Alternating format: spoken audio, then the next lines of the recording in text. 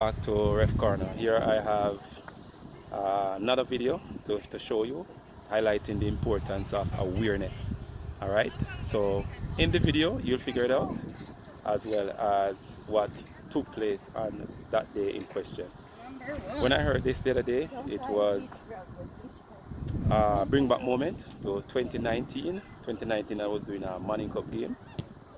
The Stadium East Field in Kingston, Jamaica, and it was the most terrific and horrifying moment in my referee career. Why? Because it was very shocking for me, very shocking for me. If I never had the experience of lightning strike before, what are the precautions that you take before and after, then possibly things would have been worse. All right? So, Su atención, por favor. Los manejadores del complejo han determinado que el mal tiempo ha pasado y estamos a día libre.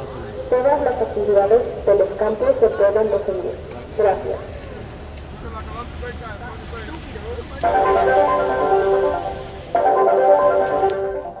All clear. Complex management has determined that the severe weather has passed. It is now safe to resume field activities. Thank you. Su atención, por favor. Los manejadores del complejo han determinado que el mal tiempo ha pasado y estamos a día libre. Todas las actividades de los campos. So right through the game, I was checking, constantly checking. I think the match was being broadcast by KLAS. Yes, so the match was being broadcast by KLAS, and I was constantly checking the weather, checking with my ARs, checking with the team officials, checking, monitoring. So for persons to say that the game should have been blown off, the game should have been called off, the referees were careless, they were, heartless, they didn't have a single gist of what was going on. A lot of them, they were just listening on the radio or listening online. They weren't at the venue. I was at the venue. I was the referee. If lightning should strike, why do you think the referee would be in the stands reffing the game? The referee would be on the field as well. So these persons, they don't have a clue. They don't know what is going on. As I said previously, not a single drop of rain was at the venue prior to that lightning strike. And the four players got hit. Yeah, so the game was being broadcast live. Persons were in the stands. Persons had their phone out. They were videoing. Nothing at all. Nothing at all. And it's what was at that moment when AR number 2, I think Rolando Bennett, held up his flag and said, Tyrell, we got to stop it. And that was the 86th minute of play. 86th minute of play. Now here in the US it's a little bit different. As I said earlier, if the imminent strike or lightning or thunderstorm is 10-15 miles away, then they would have everybody clear the field. Sometimes you have 20 odd football fields, 30 odd football fields, and they got to clear it within that 30-minute span or whatever time they're working with. You have to go indoors, you have to seek shelter. And most times you have to go in your cars. So go back in your cars until you get the all clear sign to go out on the field. Because trust me, in the US, they take it very serious as it relates to liability and risk. Trust me, they take it very seriously. As I've said earlier, most of these venues, they have meteorologists on site. All right, so they know what they're doing. So I think something like this should be implemented in Jamaica. All the match officials should be trained as in what to look for. Team officials as well, as in the schools, team officials, the managers, coaches, assistant coaches.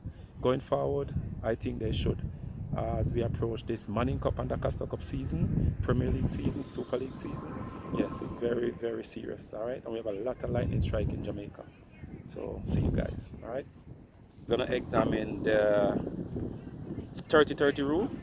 And the 30-30 rule states that if when you see the lightning strike, within 30 seconds you can hear thunder, then you have to seek shelter. That's how it is. If you do not hear thunder after the 30 seconds, then you may proceed. But within that 30 seconds, you have to seek shelter. So let me bring you back a little bit to what happened. On the day in question, we were at the venue everything was fine. We could see the clouds in the distance in the background. We could see the flashes way, way, way in the mountains. Way, but not present at the venue. And I was doing my check right throughout. Right throughout. So persons were in the stands.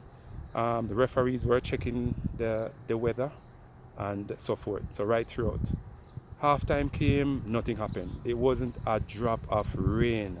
Not one single drop of rain. However, the game proceeded. In the second half now, it was about the 86th minute of play, as I remember it vividly. 86th minute of play. My back was turned towards AR number 2. I was heading towards the Nannyville end when the AR number 2 held up his flag and told me that, hey, referee, stop play. When I looked around, I saw the players on the ground. All right, so in the States, they have meteorologists.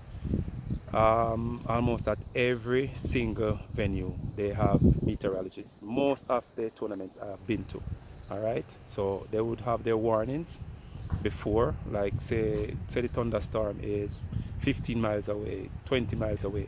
They would vacate all the fields, send you to go indoors, go in your cars, and then when it is all clear, they send you back out.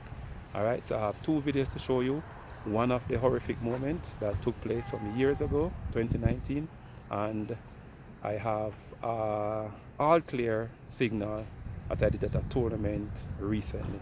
All right, so this is how they operate in the US, contrary to how they operate in Jamaica. In Jamaica, I had to use my refereeing experience to help me on that day. All right, peace out. See you again. Don't forget to like, share, and subscribe. Ref Corner, big up. Peace.